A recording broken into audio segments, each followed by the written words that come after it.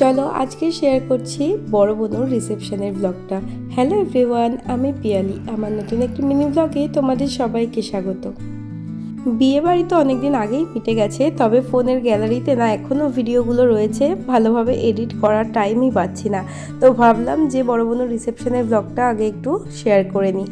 তো সেদিনকে ছিল শুক্রবার, বেলা তখন ওই 3টে মতন বাজে। মৌমিতাকে ডেকেছিলাম আমাকে একটু শাড়িটা পরিয়ে দেওয়ার জন্য আর হেয়ারটা সেট করে দেওয়ার জন্য। আর সেদিনকে একটা মেসি বান করেছিলাম, হেয়ারটা একটু কার্লি করে। তো এই যে আমার ফুল লুক, আমার মোটামুটি ভালোই লেগেছে। তোমাদের কেমন লাগলো অবশ্যই কিন্তু জানাবে। তো সেদিনকে তাড়াতাড়ি রেডি হয়ে চলে গেছিলাম মামা বাড়িতে। তো এখানে বাবা আমাকে আগে দিয়ে এসেছিল, তারপর মা আর বাবা রেডি হয়ে গেছিলো। তবে না, ভাই রিসেপশনে যায়নি, কারণ ভাই খুব একটা বাসে টাসে চড়তে পারে না। আর এখানে দেখো এসে দেখছি গুনুও রেডি হয়ে গেছে। আমাদেরকে তো সন্ধ্যে 6টার মধ্যে রেডি হয়ে থাকতে বলেছিল, 6টার সময় নাকি বাস ছাড়বে। ও সেটা তো একটা কথার কথা, জানি কোনো জায়গায় যাওয়ার হলে এমনি দেরি হয়ে যায়। আর এদিকে গুনুর চুলটা পুরো ঘেটে দিয়েছিল, আমি আবার সুন্দর করে বেঁধে দিয়েছি। যাই হোক, এখানে গল্প করতে করতে মা আর বাবাও চলে এসেছিল। আর আমি আর মা গেছিলাম একটু মামুনিদের ঘরে, মানে দোতলায়। গিয়ে দেখি মামুনি তখনও রেডি হচ্ছে। তবে আমার না বাসে চড়তে খুব একটা ভালো লাগে না, মানে এখনো পর্যন্ত কখনো বমি করিনি, কিন্তু কেমন যেন একটা লাগে। যাই হোক, এখানে তো মামুনি রেডি হয়ে নিচে চলে এসেছি আমরা সবাই। আর মা সোনাই বলল মার মাথায় দুটো গোলাপ ফুল গুজে দিতে। আর ওই ছোট্ট একটা গোলাপ সোনাই গাছ থেকে তুলে এনেছে, যেটা বললো মার মাথায় একটুখানি দিয়ে দিতে। তো এখানে তো মোটামুটি আমরা রেডি হয়ে গেছিলাম, আমি, মা, বাবা, গুনু, মামা, মামুনি, এই কজন মিলে গেছিলাম আমাদের বাড়ি থেকে। আর এখান থেকে তো সোনাই খালি বসে বলে যাচ্ছে যে তোরা নিঘাত বমি করে দিবি, তোরা একটা টিফিন গাড়িতে করে পেয়ারা নিয়ে যা কেটে, বাসে যেতে যেতে খাবি, মানে একটা যাতা অবস্থা। তো যাই হোক, সন্ধ্যে 6:30 মতন বেজে গেছিলো। আর তারপর আমরা বেরিয়েছিলাম। আমরা রাস্তা পর্যন্ত কিছুটা গেছিলাম, কারণ রাস্তায় মানে মেন রোডের ওখানে বাস এসে দাঁড়াবে। আর গুনু তো এখানে দৌড়ে দৌড়ে যাচ্ছে। আর হাস্যকর ব্যাপার হচ্ছে, আমরা গিয়ে দেখছি তখনও বাসও আসেনি। মাম্মাম টাকা, মাম্মাম টাকা।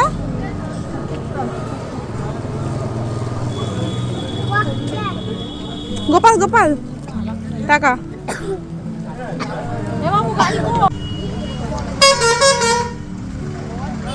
বাইকটা সরাও, বাইক সরাও। চল, বাবু আসবে।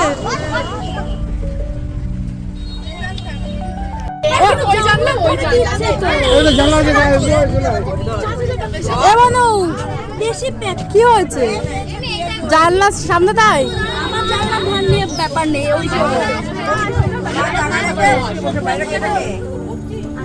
আচ্ছা, টুকটু কি জানলার সামনে বসবে না?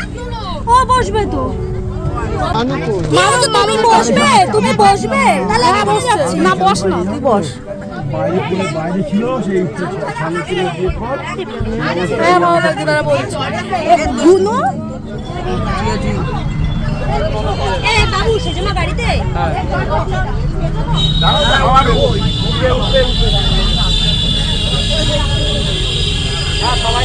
মোটামুটি ঘন্টাখানেক পরে বাসটা ছেড়েছিল, তবে গুনু আমার পাশে বসেছিল, মাঝে আবার উঠে চলে গেছে মামুনির কাছে, আর বোনও আমার পাশে বসেছে।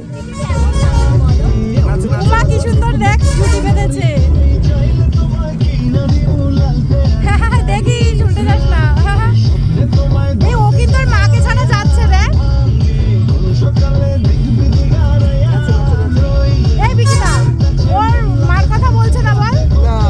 ও থাকে মা, কি জানে মা বলকে নিয়ে গেছে। ভালো। তারপর তো আমরা নেমে পড়েছিলাম এখানে বাস থেকে। তো বনুর বিয়ে তো হয়েছে নৈহাটি, তো আমরা এখান থেকে নৈহাটি গেছিলাম। আর এখানে না মানে বনুদের যে রিসেপশন হলটা ছিল, বাসটা সেই রাস্তাটায় ঢুকবে না।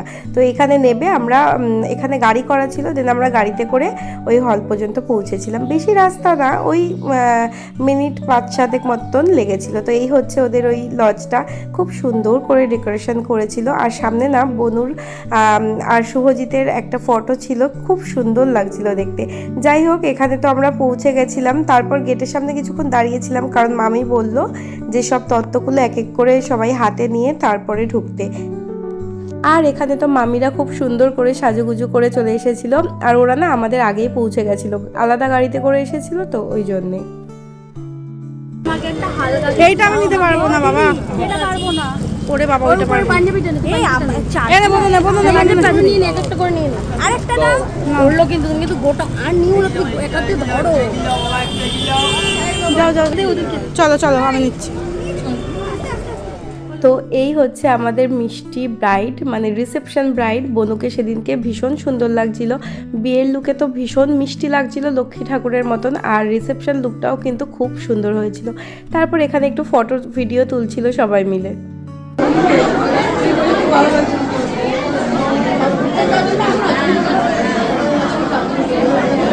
তারপর আমিও বনুর সাথে দু একটা ভিডিও করে ওখান থেকে চলে আসলাম, কারণ প্রচণ্ড ভিড় ছিল, ফটো ভিডিও তুলছিল সবাই। আর এখানে না কি সুন্দর একটা রাধা মাধবের বিগ্রহ ছিল, দেখতে কি সুন্দর লাগছে দেখো। যাই হোক, তারপর সবাই মিলে একটু টুকটাক স্টার্টার খেয়ে নিলাম। এখানে চিকেন কাবাব ছিল, আর বনুকে বললাম তুই আমাকে একটু ভিডিওটা করে দে। লোকজন বেশি না, জায়গা ছোট। তুলেছিস? আর মোটামুটি পুরো হলটা ভরে গেছিল, প্রচণ্ড ভিড় ছিল। আর জানো তো, বাড়ির বিয়ে বাড়িতে যেরকম আনন্দ হয়, যত রকমের ফটো ভিডিও তোলা যায়, সেটা কিন্তু অন্য কোথাও গিয়ে তোলা যায় না, কারণ একটু যেন আনকমফোর্টেবল ফিল হয়। তার উপরে তো আমার সাথে বাপন যায়নি, ও অফিসে ছিল, আমার ফটো ভিডিও তুলতে আরও অসুবিধা হয়ে গেছে।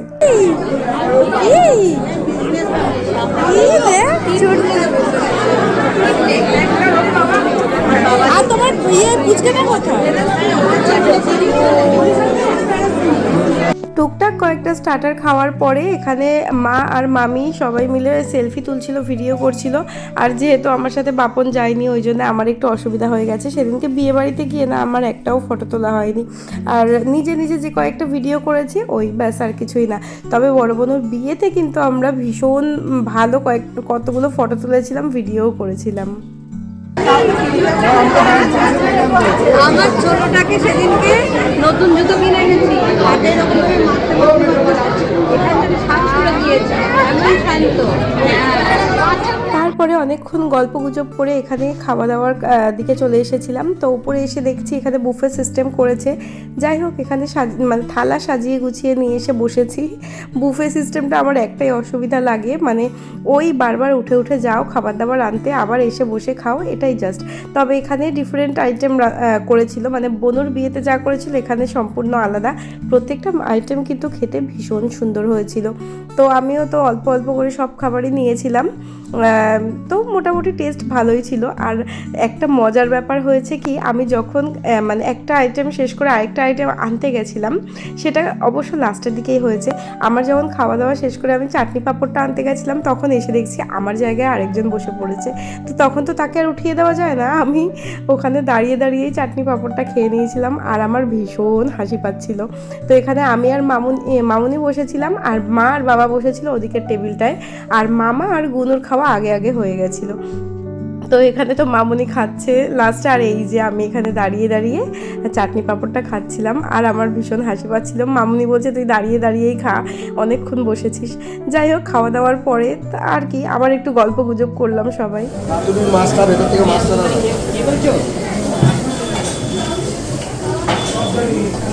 তোমার কি ঝাল লাগছে? ঝাল লাগছে? ঝোল মেখে খাইও না। আর ও যেটুকু খায় খাক না, সবসময় বাধা দিতে লাগছে। যাই হোক, তারপর এখানে পানের স্টল থেকে পান নিয়ে নিলাম। তো নিয়ে তারপর আবার নিচের দিকে চলে এসেছি। তখনও কিন্তু বেশ ভালোই ভিড় ছিল। এখানে আবার সবাই মিলে একটুখানি বসে গল্প টল্প করছিল। আর জানো তো, বাস ছাড়তে ছাড়তে অনেকটাই লেট হবে বলে পরের দিন আবার গুনুর স্কুল আছে, তো আমরা না আলাদা করে ওলা বুক করে চলে এসেছিলাম। হ্যাঁ, এবার আসবে দেখ, আমরা ভিডিও করছি। কি মিত্তি দিদিটা দেখেছো? তোমার মতো এত দুরন্ত করছে না। ওদিকে তো আমাদের গাড়ি চলে এসেছিল, আর এদিকে দেখছি এই মেয়ে জল খেয়েই পেট ভরিয়ে দিয়েছে, তখনও পর্যন্ত ওর খাওয়া হয়নি। আর এখানে বর বউ একটু স্টার্টার আইটেম খেতে এসেছিল। তো চলো, আজকের মিনি ব্লগটা এই পর্যন্তই। যদি তোমাদের ভালো লাগে অবশ্যই একটা লাইক করে দিও। সবাই খুব ভালো থেকো, সুস্থ থেকো, টাটা।